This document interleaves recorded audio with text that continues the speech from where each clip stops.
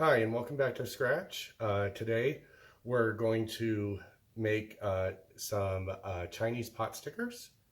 For this recipe as the main ingredients, I have about a quarter head of cabbage, 2 carrot sticks, and I'm going to use about a ½ pound of ground pork. The first step is going to be to chop the lettuce and carrots. You can either use a grater or a food processor. I'm going to use a food processor because it's a little bit quicker. I'm going to cut the lettuce with the long blade, and then I'm going to turn it over and dice up the carrots with the short grater holes. I'm not going to make you listen to this part, but I'll be back as soon as that's been done. Now that we've grated the cabbage and carrots, we're going to cover them in a generous amount of salt and mix them together. This is because when we make the dumplings, we don't want our filling to be too wet on the inside.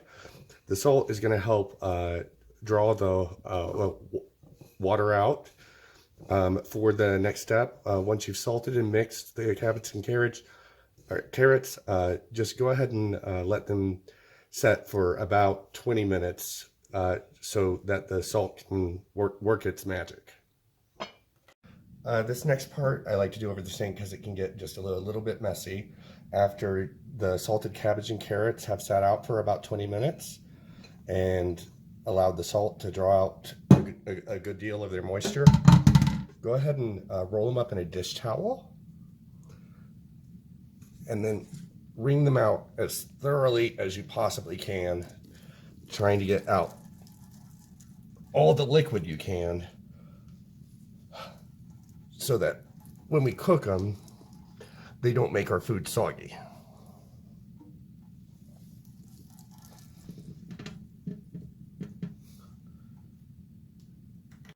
When we're done wringing out the carrots and cabbage, go ahead and transfer them back into the same bowl.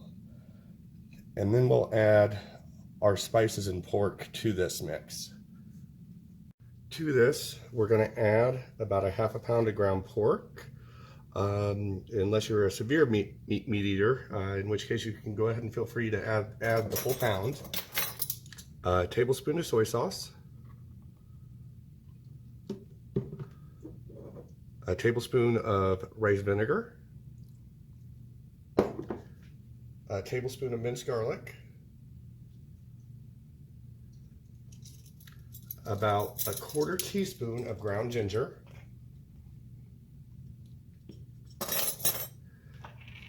and black pepper to taste. And then we're going to mix this all up together until it's a uniform mixture. Once the meat mixture is combined, we're going to take about a teaspoonful of the meat mixture. We're going to roll it into a tiny ball.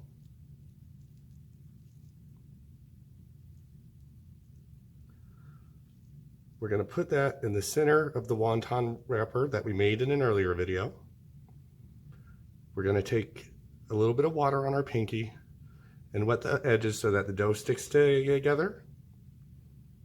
Then we're going to fold the wonton wrapper in half.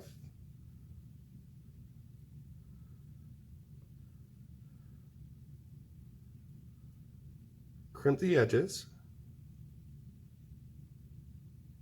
First one side, then the other. And then we're going to put that into a heavy bottom skillet. I prefer a lightly oiled cast iron skillet. The only requirement is that it has to have a lid because we will steam these later. Once the wontons have been filled and placed in a heavy bottom skillet, go ahead and turn your range to medium-high heat and let them cook until just browned on the bottom. It should take 5 to 7 minutes. Now don't worry too much if you have leftover filling. I actually did. What I'm going to do is combine that with the leftover wonton dough from the previous recipe and make egg rolls as a side dish for dinner tomorrow. Now these have been going for about 7 minutes. You'll see this nice golden brown color on them. That means that now we're ready to steam them. We're just going to take about a cup of water, pour that in the pan, and cover it with a heavy lid. We'll let that go until most of the water evaporates. That should take an additional 8 minutes or so.